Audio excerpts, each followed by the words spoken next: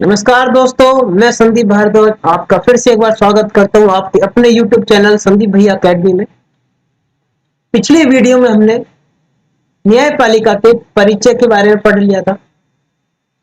आज की इस वीडियो में हम न्यायपालिका की भूमिका के बारे में चर्चा करेंगे कि न्यायपालिका की क्या भूमिका है। भूमिका कह सकते हैं या फिर इसके कार्य भी कह सकते हैं कि न्यायपालिका का क्या कार्य है या न्यायपालिका के क्या कार्य है। जैसे कार्य से पता चलता है कि कार्य बहुत सारे हो सकते हैं, लेकिन जो मुद्दे के कार्य हैं वो कौन कौन से न्यायपालिका करती है। तो जैसे कि मैं बता दूं, न्यायपालिका जो में मुख्य कार्य है उसका वो फैसले सुनाती है। न्यायपालिका क्या करती है? फैसले सुनाती है। और उसके पास कई सारे मुद्दे होते हैं, नए नए मुद्दों पर फैसला सुनाती है। अब वो मुद्दे कई सारे हो सकते हैं, जैसे धार्मिक मुद्दा भी हो सकता है, राजनीतिक मुद्दा भी हो सकता है, अंतर्राष्ट्रीय मुद्दा भी हो सकता है और राष्ट्रीय मुद्दा भी हो सकता है। लेकिन अंतर्राष्ट्रीय मुद्दे पर जाते हैं तो देखो, न्यायपालिका की बात चल रही है। न्यायपालिका अंतर्राष्ट्रीय स्तर पर भी होती है और राष्ट्रीय स्तर पर भी होती है। दोनों स्तर पर न्यायपालिका होती है। तो फिलहाल अभी हमें जो पढ़ना है वो राष्ट्रीय स्तर की न्यायपालिका के बारे में पढ़ना है, अर्थात भारत की न्यायिक व्यवस्था के बारे में पढ़ना है, भारतीय न्यायपालिका के बारे में पढ़ना है। लेकिन एक कॉमन सेंस, कॉमन कॉमन बातें हैं, उन पर हम चर्चा कर लेते हैं। अंतर्राष्ट्रीय स्तर की न्यायपालिका वो भी क्या कार्य करती है, उसके भी दो कार्य होते हैं। जैसे कि न्यायपालिका ये तय कर सकती है कि कोई टीचर किसी विद्यार्थी की पिटाई ना करे। वे राज्यों के बीच नदियों के पानी के बंटवारे पर फैसला दे सकती है। और वे अपराधी लोगों के लिए, यदि किसी व्यक्ति ने अपराध किया है तो उसके लिए सजा का प्रावधान भी कर सकती है। यदि हम मोटे तौर पर बात करें कि न्यायपालिका क्या कार्य करती है, मोटे भागों में इसे बांटा जाए तो तीन भाग हैं, तीन भागों हम इसे बांट सकते हैं। जो पहला है, विवादों का निपटारा करना। विवाद किसी के बीच में भी हो सकता है, किसी भी रूप में हो सकता है। तो किस रूप में, किसके बीच में हो सकता है? जैसे लिखा है, न्यायपालिका नागरिकों के बीच में, नागरिक और सरकार के बीच में, दो राज्य सरकारों के बीच में, केंद्र और राज्य सरकारों के बीच में। जो भी विवाद होता है उनको हल करने का क्रियाविधि मुहैया कराती है, मतलब उनकी सॉल्यूशन निकालती है। अर्थात जो कोई भी विवाद हो उन सबका वो निपटारा करती है। यदि मैं उदाहरण के तौर पर बात करूं, यदि हम नागरिकों की बात करें, नंबर वन बात करते हैं नागरिकों के बीच में।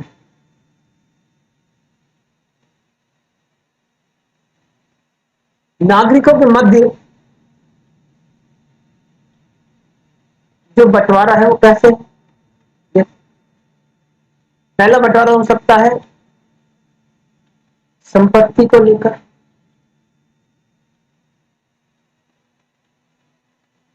दूसरा, मियां बीवी में तलाक का मसौदा हो सकता है।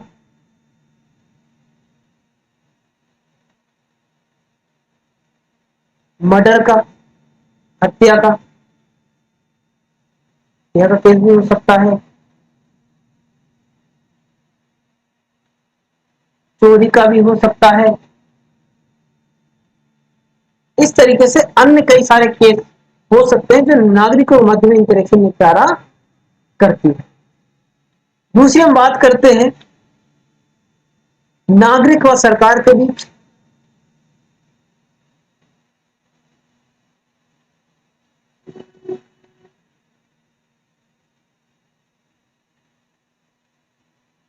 कैसे निपटारा करती है? देखो, इसमें भी संपत्ति लिख सकते हैं।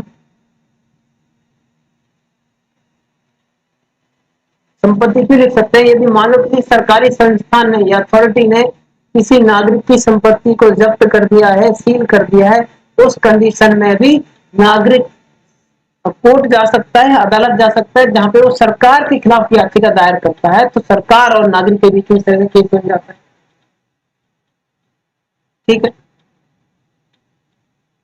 संपत्ति को लेकर हो सकता है, या फैक्ट्री को सील कर दिया हो। ठीक है, या फिर भूमि को लेकर हो सकता है।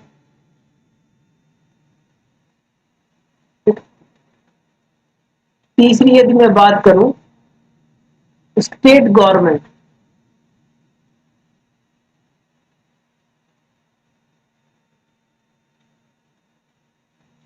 राज्य वर्सेस राज्य, नदियों को लेकर हो सकता है, नदियों के पानी को,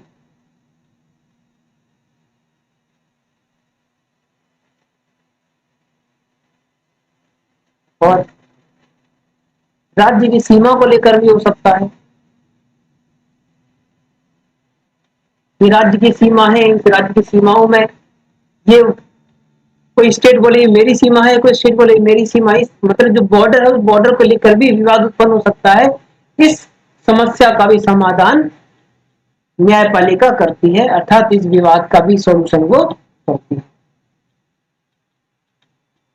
यदि चौथे उसकी बात करते हैं, उदाहरण की बात करते हैं, केंद्र वर्सेस राज्य, अब देखेंगे जो मैंने लिखे हैं यहाँ पे, आपको समझ में आ रहा होगा, थोड़ा सा समस्या है लेकिन वन नागरिकों को, ठीक है। तो केंद्र के बीच में कौन सी समस्या हो सकती है, देखो वन क्षेत्र को लेकर हो सकता है, दूसरा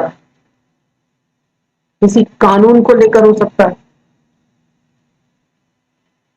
जैसे एक मैं छोटा सा उदाहरण देता हूं कि केंद्र सरकार ने कोरोना टाइम पीरियड में एक आयुष्मान योजना एक प्रारंभ की थी, जिसके अंतर्गत कहा गया था कि जो गरीब लोग हैं उनको तकरीबन 5 से 10 लाख तक के बीच में इलाज मुहैया कराया जाएगा। लेकिन जो राजधानी की सरकार है, दिल्ली सरकार है, उसने इस चीज को लेने से इनकार कर दिया। तो इस तरह से चीजें भी होती है, काम कई बार हो सकता है कि इस किसी कानून को लेकर कोई राज्य केंद्र के खिलाफ याचिका डाल दे कोर्ट में, उस चीज पर विवाद छिड़ सकता है, ठीक है।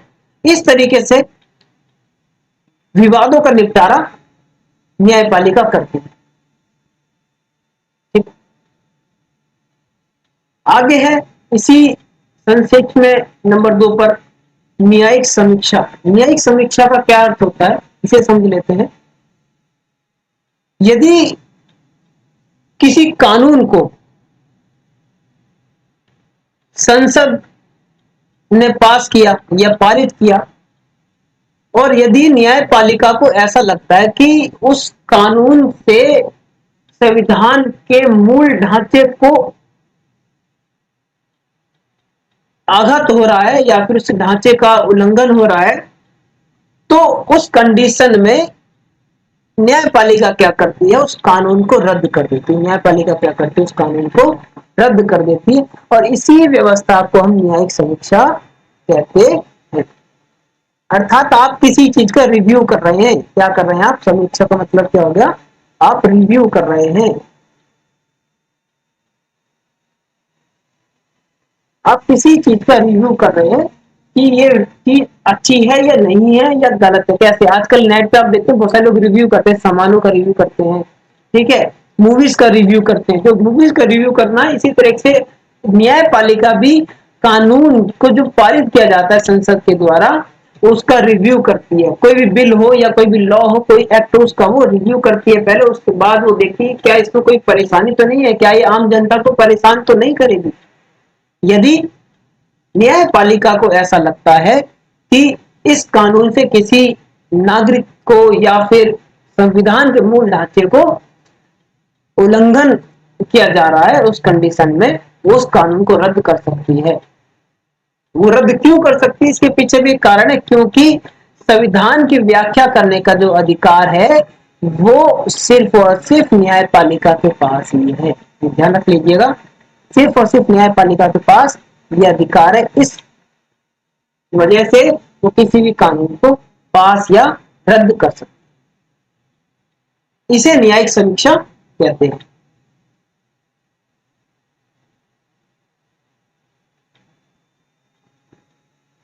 ठीक है, आगे चलते हैं।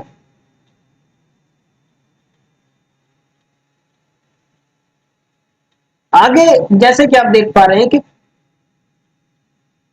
कानून की रक्षा और मौलिक अधिकारों का क्रियान्वयन।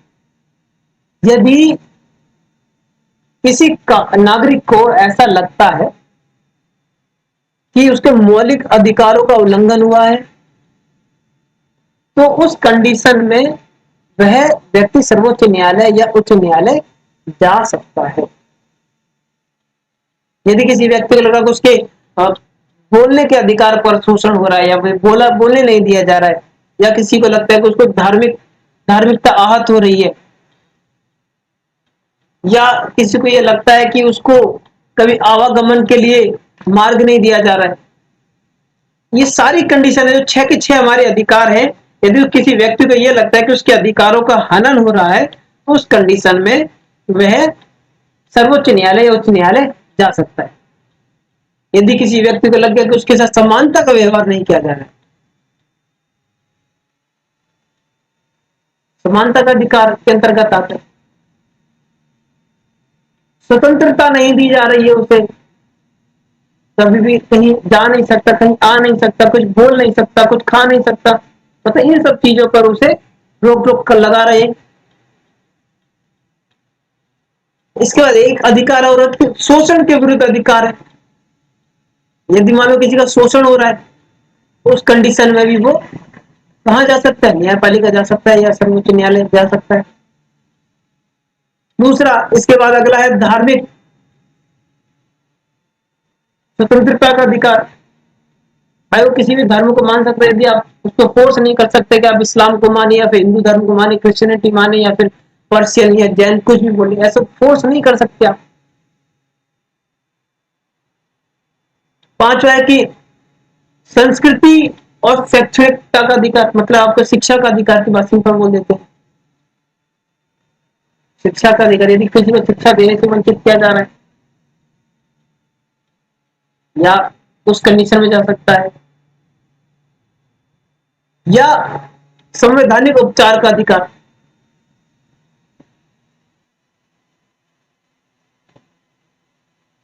संवैधानिक उपचार के आप लोग पहले चैप्टर में पढ़ के आ चुके हैं।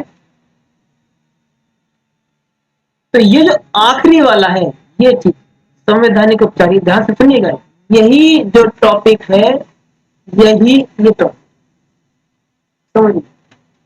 संवैधानिक उपचार का अर्थ ये है कि यदि व्यक्ति को ये लगता है कि भाई उसके अधिकारों का उल्लंघन हुआ है, इस कंडीशन में वह कहां जा सकता है? सर्वोच्च न्यायालय जा सकता है। इसी व्यवस्था को, इसी ये किसके अंतर्गत आता है? जो आपका छठा अधिकार है उसके अंतर्गत आता है। ये सारे आपके अधिकार है, मैंने शॉर्ट फॉर्म में लिख दी। कौन से? वो भी मौलिक अधिकार। ठीक है,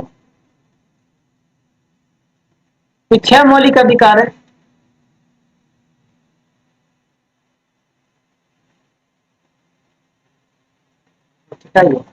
तो जो छठा मौलिक अधिकार है, ये चीज उसके अंतर्गत आती है। तो अदालत को पास जा सकता है और उसका अपने संविधान का उपचार जो भी करा सकते हैं कि भाई मेरा ही मौलिक अधिकार था।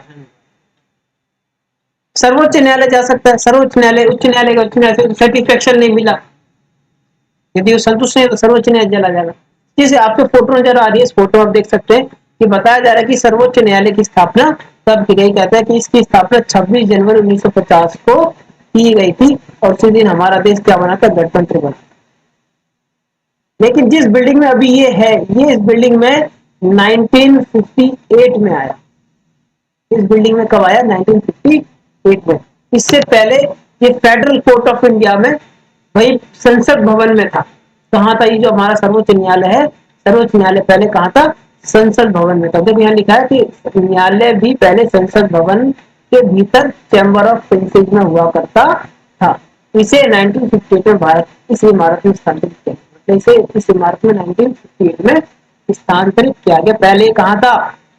पहले था ये संसद भवन में। कहां पर? उसके भीतर चैम्बर ऑफ प्रिंसेस।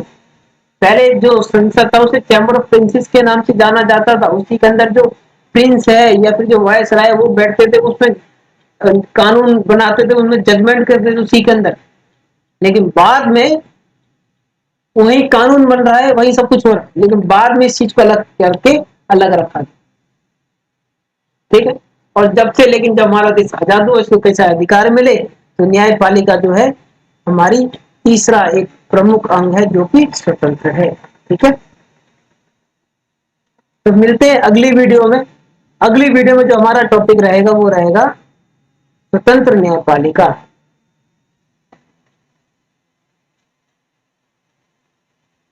आशा करता हूँ वीडियो अच्छी लगी होगी, समझ में आए होंगे हमारे विचार। यदि किसी को कुछ चीज समझ में नहीं आता तो वो कमेंट बॉक्स में कमेंट लिख सकता है। हम पूरी कोशिश करेंगे आपको संतुष्टि दिला सके, आपको अच्छी तरह से समझा सके। जाने से पहले हमारे चैनल को सब्सक्राइब करना ना भूलिएगा। जब तक के लिए धन्यवाद, नमस्कार।